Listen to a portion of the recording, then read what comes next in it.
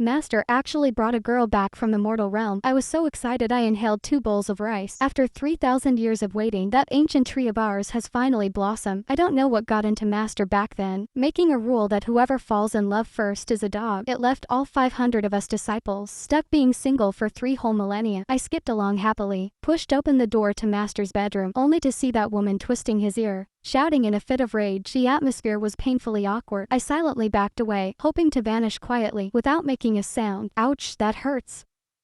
Mother. Mother. The woman's expression shifted instantly. You changed your tune pretty quickly, girl. It's making me a little shy. I think I'm the one who really needs a moment to recover. My handsome immortal master, my love life is completely over. And so am I. Master finally noticed I was there. Does a misunderstanding with your master really upset you that much? I need some peace and quiet.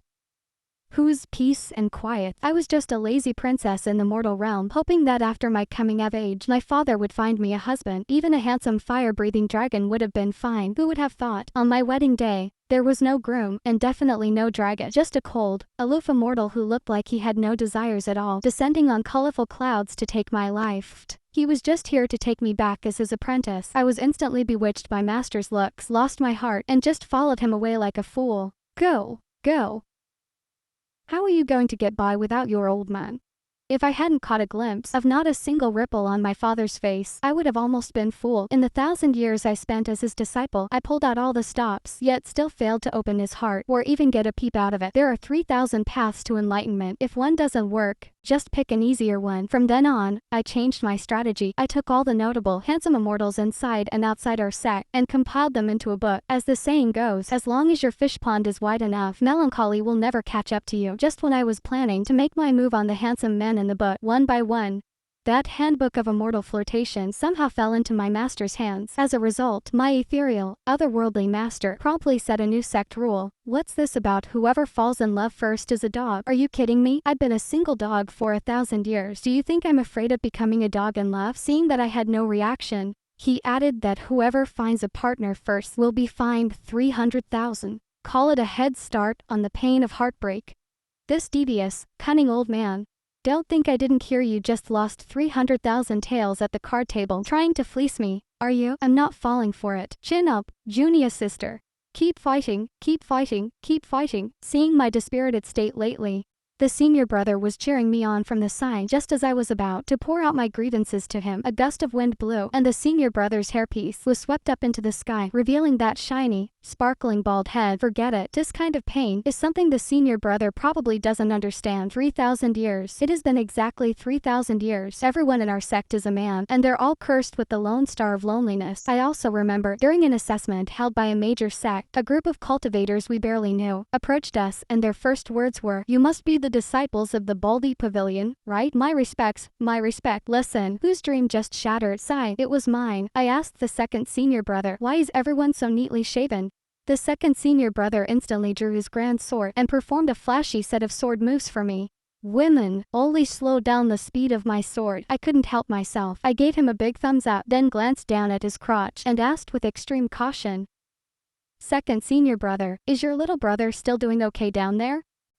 Thwack, my head took a solid hit. Master appeared out of nowhere like a ghost. "What I taught your second senior brother is the heart-severing sword art, not that sunflower manual you have in your head." Thwack. This time, it was Master who got hit. Master's mother was standing there with a rolling pin, one hand on her hip.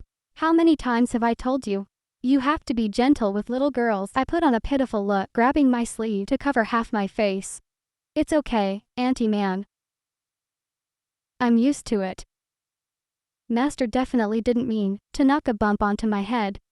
Out of the corner of my eye, I saw Master's expression getting uglier by the second. He was desperately signaling me with his eyes to stop talking. What a stroke of bad luck. When I lived in the palace as a child, I'm useless at everything. I learned every trick in the book. From the concubines back at the palace, my tears began to flow instantly. Auntie Man's rage reached its boiling point. Auntie Man took a sharp breath. "Get in here, you." Before long, inside the main hall, I could hear Master begging for mercy. I sobbed and called out to them, "It's okay, Auntie Man, it really doesn't hurt. My head isn't dizzy at all." Chu Huan, shut your mouth right now. Ow, ow, ow, mom. It hurts. My senior brothers stared at me with wide, terrified eyes. From that day on, a saying spread throughout the sect. You can mess with anyone, but never the youngest junior sister. Oh, stop it now, stop it. I'm such a gentle and sweet person, so understanding. After that beating incident, Auntie Man would call me over every now and then to test her poisons. Wait, no, I mean, to test her cooking. Auntie Man is good at everything, except for her obsession with making bizarre dishes. This is not going well. It's extremely life-threatening. In just this month alone, my senior brothers have carried me to the infirmary 15 times. Hey! Pretty lady, want to open a loyalty card? 15 off for every 60 spent. It's a great deal. I clutched my stomach and opened my eyes weakly. Doctor, I bet you're from the islands, aren't you? How could you tell? But I was poisoned too deeply and passed out. When I woke up, I found out the doctor was so happy he gave me a 40% discount. He even told my senior brothers to welcome me back anytime. Out of guilt, Auntie Man took all the treasures from Master's storage, hauled them all out, and gave them to me. I sat bolt upright from my deathbed. Isn't that storage where Master keeps his marriage fund? Marriage fund, indeed. He can't even find a female insect nearby. What's the point of keeping all that stuff? I formed an alliance with Auntie Man and without a shred of mercy stuffed all the treasures into my bag. The moon hung over the willows and the night breeze was gentle. I listened as Auntie Man chatted about the stories of the past. I picked up my notebook and carefully recorded Master's jokes. Master brought another girl back from the mortal world. This time, I had finally grown up. I no longer wore my heart on my sleeve. Among a group of brothers bursting with gossip, I appeared exceptionally mature. The girl's name was Tanro. She looked just like her name, cloyingly sweet to the point of nausea. Watching the tough guy tenderness in the brothers' eyes, for the first time, I began to question their taste. I bought a small fan. Hee whoosh. Ah. My senior brothers lost their footing and fell forward in a heap. The door opened. I remained standing. My brothers used the fastest running speed of their entire lives and fled the scene. A gust of wind picked up, stinging my face. We stared at each other, neither willing to speak first. 2 lines of hot tears rolled down, leaving the coquette next to me, stunned and speechless. Even Master was defeated. He said softly, "If you don't like it." Oh, my eyes were so sore from staring at him. Master, could you just speak plainly next time? I was tossed out of the bedroom by Master. The moment the door closed, I thought I caught a look of mockery in the coquette's eyes. Ever since that coquette joined the sect, I haven't been able to eat chicken skin every day. Just from my own skin alone, I could shed 2 pounds of goosebumps. When I was sparring with my senior brother, right in the heat of the fight, a voice piped up. Here comes the little flying stick, successfully causing us all to trip and fall flat on our faces. I even saw the roosters kept by the sect start walking with their legs crossed. The senior brothers finally realized the gravity of the situation. They cornered me in a dead end. Junior sister, or the future of our sect. We senior brothers have a difficult task to entrust to you. Ha ha ha. I'm unworthy, truly unworthy. No, this particular matter, only you can handle it. My heart skipped a beat. Isn't that a bit inappropriate? If you senior brothers have a crush on someone, you really should go woo them yourselves, you know. I acted coy, looking slightly nervous and bashful. The senior brothers stood there, stunned. Junior sister, don't lump us in with Master. That's not our cup of tea at all. What? I was dressed up by my senior brothers to look all delicate and dainty and sent before Master. The errand my senior brothers sent me on was to win Master over, to restore peace to our sect. I originally didn't want to agree, but they offered way too much. I looked at my peach blossom sprite outfit and couldn't help but wonder, is this really going to work? Master looked up and scanned me, his expression frozen for a second before he gave an order. Grind the ink for me. My heart soared with delight. Without leaving a trace, I pushed aside the clingy girl next to him. The clingy girl wouldn't be outdone, busying herself serving tea and massaging his shoulders and legs. Once she finished, she gave me an arrogant look. Humph. How ridiculous. I slammed the ink stick onto the floor, the resulting noise startling the clingy girl so much she jumped, even causing her to stutter. Master looked up at me as well. Oh, this ink stick is truly wicked. Why won't it just stay put? It insisted on sliding away. The clingy girl was stomping with rage. I picked up the ink stick, as if nothing had happened at all. Master raised an eyebrow. Inanimate objects are just that. People, however, have a mind of their own. Master is right. I shall accept my punishment and apologize. I was kicked out again, and my sword was confiscated. Thankfully, that was just the sword I borrowed from the second senior brother. For a while now, I feel like I've regressed to those days when I first joined the sect. Every single day, I'm plotting on how to win over Master, but my mindset is quite different now. Before, I was only after his looks, but now, it's strictly business. My senior brothers saw right through my half-hearted attitude. They threatened to seize my silver. I clutched my purse tight. That simply won't do. The once in a millennium sect examination had begun. We've taken top honors every single time. It's no big deal. While other sects were busy courting, everyone in our sect was working themselves to the bone. Huh? Shirwan. I turned at the sound of the voice and saw a familiar face. It was my second uncle's daughter. She's the same age as me and joined the sect in the same year I did. But unlike me, her son is already old enough to run errands. Quick, call her auntie. I put on a calculated smile and pulled the Klinger girl over. The poor girl must have been dazed by my shove because she actually called out obediently, "Auntie." You have to admit, it sounded just like any other kid's voice. It left the poor girl completely bewildered. Out of the corner of my eye, I saw Master's lips twitch for a second. For a man to maintain that master persona of his, he must be exhausted from holding it in. If you ask when I gave up on chasing Master, it was probably that afternoon when I accidentally caught him in a secluded corner, curiously cuddling the cat I had been feeding. Or perhaps when I caught him, during his daily meditation, actually snoring away. Or maybe, it's as if the world is collapsing and he's the only one holding it all together with his mouth. Conclusion: after spending 1,000 years chasing after something I can never have, this lady is done playing along. I cast a sidelong glance at the other sex, at the lively and spirited young Taoists, then I glanced back at my master, who drags that clingy girl everywhere. What am I supposed to do? I really don't want to admit it, but I'm quite close with him. Just then, a man in green robes stepped onto the sparring platform, ready to begin the duel. I know him. He is the idol on my list. Go for it, Brother Ziqing. I shouted with excitement. Ziqing heard me and gave me a gentle smile. See? This is what a true immortal idol looks like. Unlike someone else, I instinctively shot a look of disdain at my master. He happened to catch my gaze, so I quickly stopped. That was close. My eyes almost twitched. Something flew into my eye.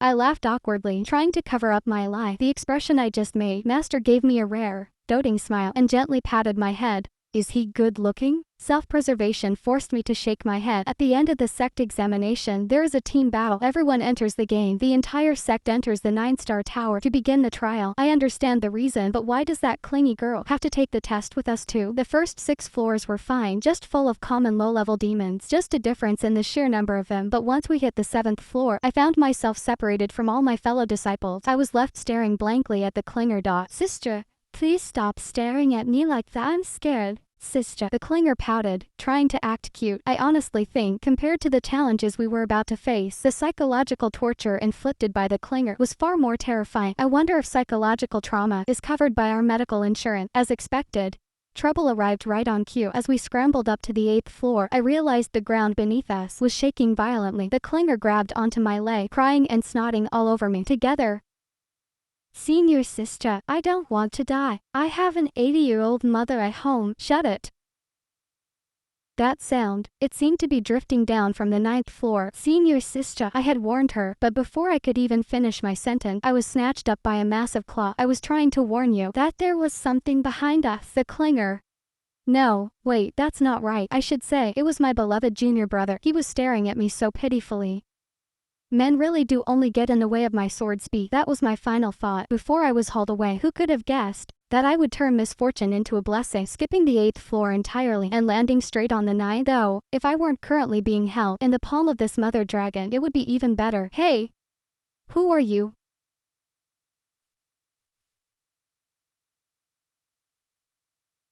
Are you the one who abducted me? I intended to capture the little Klinger beside Divine Lord Mullen.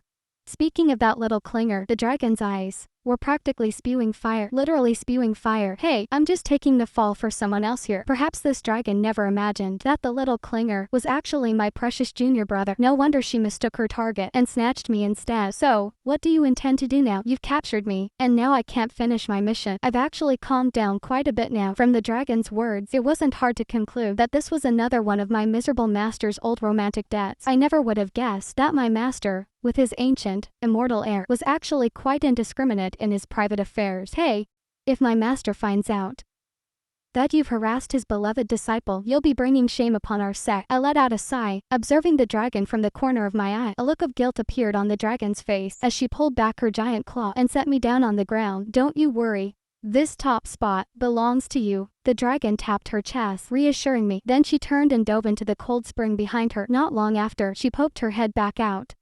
A gift for you, a water blue orb, was spat from her mouth and landed in my palm. The moment I gripped the pearl, I was enveloped in a gentle glow. When I opened my eyes again, I was already outside the tower. The open grounds were unnervingly silent. Everyone was staring at me in shock.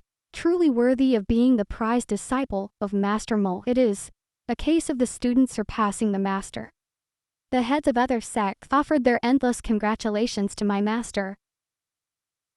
It was only after the event that I realized I had emerged from the tower 3 days earlier than the leaders of the major sects had predicted. Furthermore, those who had successfully cleared the 9th floor usually emerged half dead. Fortunately, that dragon was a pushover. Speak.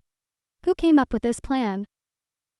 After returning to the mountain, Master still wanted my junior brother to keep playing the delicate damsel. I took all the women's dresses he had hidden and slashed them all into rags. It was him. Leaving only my junior brother dumbfounded and in total disbelief, I smeared and spread out the contract my junior brother had given me earlier right in front of Master. Humph. You asked him to play the damsel and rewarded him with 100,000 taels a month with such a lucrative gig. Why didn't you ask me? 100,000 taels, just one act and I'd be set. Who wouldn't be tempted by that? Seeing my junior brother getting rich while I lost money and felt aggrieved while I was still deep in the sorrow of missing out on the gold, Master grabbed me once more and tossed me out of the bedroom. I stood up calmly, brushed the dirt off my clothes, and turned toward the closed door, giving it a friendly gesture. You old phony, do you really think I can't guess what you're planning? Once the cat was out of the bag regarding the coquettish act, the pact between the disciples and me fizzled out into nothing. My stellar performance in the sect's grand trials also attracted many handsome immortals who sought to chat with me. Consequently, I returned to my old profession and compiled a new volume of my Guide to Wooing Men. It was even more detailed than the last one, even noting down their specific measurements. After all, my cultivation had improved over these years, and my eye for men had become much sharper. However, this time, with Anti-Man joining it, even Master dared not say a word. The entire sect was shrouded in a lingering, resentful gloom. I glanced at the source of the resentment, sneered coldly, and didn't look at them again. Anti-Man. Brother Zicheng has invited me to wander the world with him for the next 2 months. I won't be able to keep you company. I heard the sound of a sword snapping in two. That's fine. You young ones should go out and see the world. I have no such hopes for my rebellious son. So I can only hope that you will produce a plump baby for me to hold soon. The flower pot outside seemed to crack as well. I feigned shyness and didn't talk back. Late at night, as I was packing my travel bag, I was suddenly enveloped by a pungent scent of alcohol. Master suddenly appeared before me and pulled me into his embrace. Heh, heh, heh, the illustrious god Mullen. Using his teleportation arts just to sneak into his disciples' chambers at night, I let him hold me. But my words were merciless. The corners of Master's eyes were flushed with a faint crimson, and his usually stoic expression slowly melted into a captivating smile. You are truly a bewitching fox. I was naturally drawn to you because of that very charm. Who knew that when I met your aggressive advances, you would remain as steady as a mountain? He just stared at me like that, without uttering a single word. I wrapped my arms around his neck and whispered in his ear, a breath of wind, and I could truly feel him tremble. Master, do you not realize how seductive you are right now? I reached out, and with my fingertips, I lightly traced his features, stopping only at his Adam's apple. The mood was set, yet I halted any further provocation. Master, you should return to your room and rest. I still have things to do tomorrow. My master's lips were clumsy yet fierce, leaving me unable to resist for even a moment. The flower pot outside seemed to crack again. I think I even heard the cries of my fellow disciples. Chu Huan. I surrender. Master knew that was not what I wanted to hear. I suppressed the wild joy in my heart and feigned indifference. Master lifted his head and gazed solemnly into my eyes. I am fond of you. The kind of fondness that hopes to spend a lifetime together. My journey, in the end, was not cancelled after all. It was just that the person accompanying me had changed to master. After I questioned him repeatedly, I finally understood. The reason he pushed me away before was because he wanted me to focus on my cultivation. After all, back then, I still had a mortal body with a limited lifespan. Who would have thought that just as I finally developed a mortal vein, I lost interest in him and even started writing some silly guide on how to flirt. An old antique who had lived for tens of thousands of years. For the first time, he felt his heart stir, yet he didn't know what to do. He could only establish such bizarre sect rules, just trying to muddle through one day at a time. Seeing that I remained unmoved, he panicked. The heavens collapsed and the earth split, all held up by his lips alone. That is my highest praise for him. I had hoped to wander a few more months, but the outcome truly matched Anti-Man's prophecy. I returned to the mountain ahead of schedule. I am with child. My master's face is filled with the joy of a man who has found fatherhood in his twilight years. A single glance of love during my youth. Who would have thought it would cost me an entire lifetime?